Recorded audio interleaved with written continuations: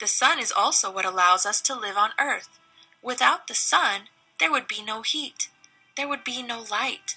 Plants could not grow. Water would freeze, and nothing could survive. The sun gives us heat and light because it is always burning. It is a giant ball of gas, mostly hydrogen and helium, and it burns at millions of degrees in its center. Let's leave the sun now to explore the planets. As we move away from the sun, the first planet we will encounter is Mercury. Mercury is the smallest planet in the solar system, much smaller than Earth, and one of only 5 planets you can see from Earth using nothing but your eyes. Of course, it won't look much like a planet. It looks more like a bright star, and many nights you can see it close to the horizon near sunrise and sunset.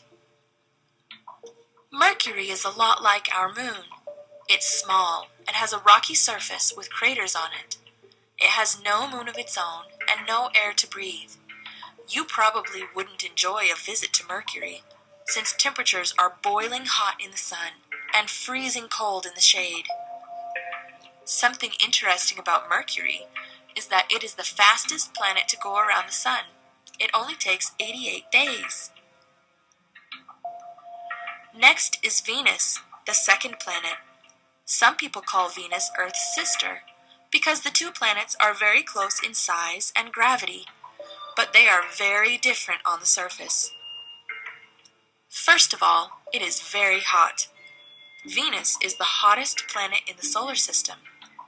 It's not as close to the sun as Mercury, but its thick atmosphere of carbon dioxide helps it to trap the heat and stay warmer than its neighbor. It has a thick atmosphere, but it is not one you could breathe. It is mostly made of carbon dioxide, and there are clouds of sulfuric acid. Venus might not be fun to visit, but it is beautiful to look at. It is the second brightest object in the night sky.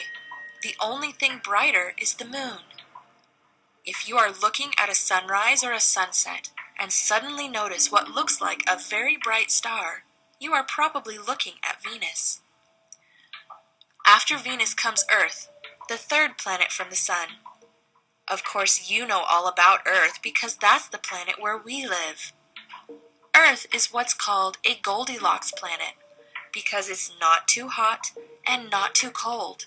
It is just right. As far as we know, Earth is the only planet to have living things.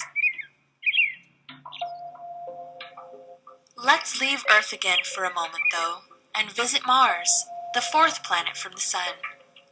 Mars is known as the red planet because iron oxide, a material like rust, in the soil gives it a reddish color. Mars is smaller than Venus and the Earth, but larger than Mercury. It is cold and rocky, with a thin atmosphere made of carbon dioxide and oxygen. There is water ice on Mars. Scientists are very interested in Mars because they think that people could live there with the help of some special equipment. Rockets and probes have already been sent there to gain more information about the planet. Right now, there are 2 special robots exploring the surface of Mars, sending information back to Earth. Mars is the first planet we visited today besides Earth to have its own moons. It has 2, although they are not big and round like our moon. Mars's moons are small and irregular. Scientists think they may be captured asteroids. Maybe they came from the big asteroid belt that is between Mars and Jupiter. An asteroid belt is a big ring of asteroids, or rocky objects, orbiting the sun. Jupiter comes next, the 5th planet in the solar system.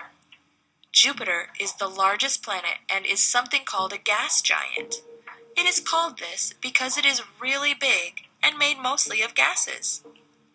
Jupiter is so big that you would have to place 11 Earths end to end just to stretch across its middle. Jupiter is also the 3rd brightest object in the night sky. Only Venus and the Moon are brighter. You can usually find Jupiter higher in the sky than Venus, since Jupiter is away from the Sun and not towards it.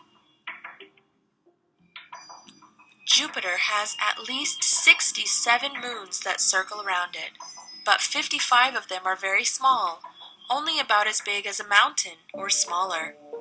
Some of its moons are very large, and at least 2 of them are about the same size as the planet Mercury. One of its moons is the largest moon in the solar system. Some of these large moons can be seen from Earth in your backyard with a telescope. People cannot land on Jupiter because it is made of gas. There is no ground to land on. Even if there was somewhere to land, Jupiter is covered by terrible storms, much stronger than even the strongest storms on Earth. One storm that we know about can be seen from Earth. We call it the Great Red Spot because that's what it looks like, and it has been going on for at least 200 years. After Jupiter comes Saturn, another gas giant. Saturn is famous for its beautiful rings. Although they look solid from a distance, the rings are actually made from many, many small ice particles, as well as rocks and dust. Saturn also has more than 60 moons orbiting around it, some as large as the planet Mercury, and many smaller. Something interesting about Saturn is that even though it is very large, it is not very dense. That means that if you could find a bathtub large enough to put Saturn in, it would float instead of sink. Saturn is the farthest planet that can be seen from Earth without the help of a telescope. After Saturn comes Uranus, the 7th planet from the Sun. Uranus is another gas giant, but it is much smaller than Saturn and Jupiter. Unlike any other planet in the solar system, it is tilted so much that it actually spins sideways. Uranus has rings around it, although they are much smaller than Saturn's, and 27 known moons. Uranus is covered in blue clouds made of methane, which give it its lovely color.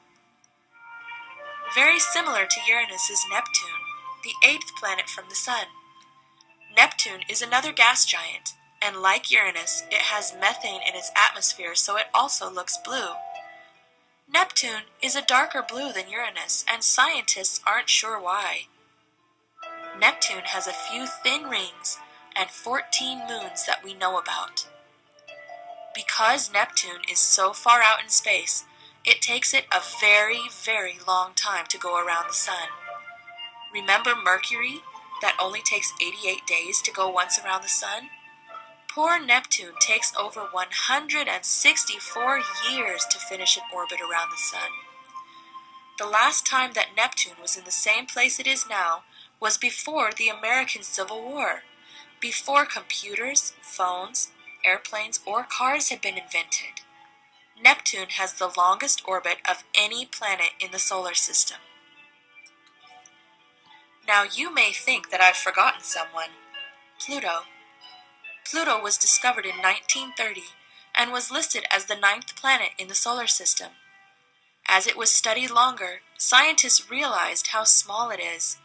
It is much smaller than any other planet in the solar system, and even smaller than many other moons. Plus, people started to discover other small, rocky planet-like objects in space near Pluto. Some of them were even bigger than Pluto.